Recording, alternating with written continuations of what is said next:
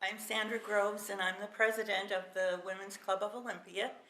And the club started in 1883 by about 9 women.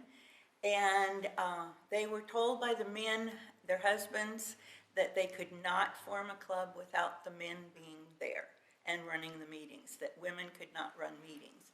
And they said, I don't think so. And they started the club on their own. And it's still going after 138 years. And we're very proud of it.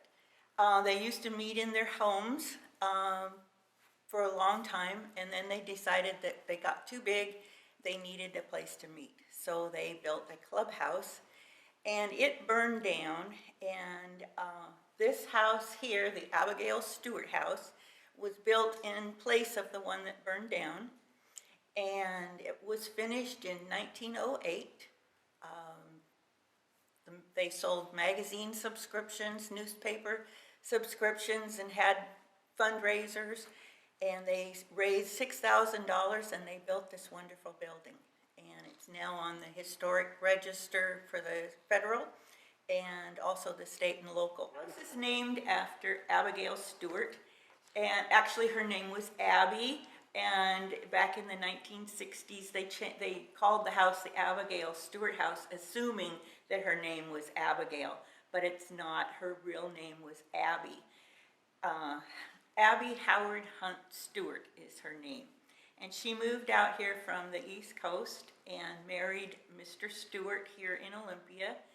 And she's the founding member of the club, the Women's Club. And she also was very, very involved in women's suffrage. And she spearheaded the women's suffrage movement here in the Olympia, Thurston County area. We're sitting in the main salon living room area, and this room gets used quite a lot, and it's very historical with antiques and things. And then next to us we have the grand ballroom area, which is where most meetings are held, because there's lots of tables and chairs that can be set up in there, and that's where our club meets. There's a full kitchen that's been completely remodeled, and that's all on the main floor.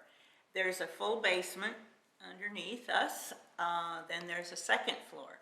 The second floor comprises a kitchen that was built out in the 1940s, and they used it as a test kitchen for food products and cooking demonstrations, and that is a lot of the way it looks now, is 1940s style. And then next to that kitchen is an open area salon room that can be used for smaller meetings as well. Also on the second floor, besides the men's and women's restrooms, is the dance studio.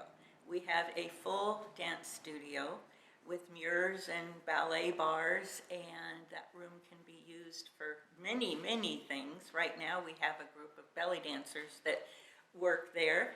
We've had cloggers, we've had Irish dancers, we've had a lot of different people, and sometimes people in their 60s will come here and visit the house and say, oh, I remember taking ballet here when I was a kid. So it's very historical.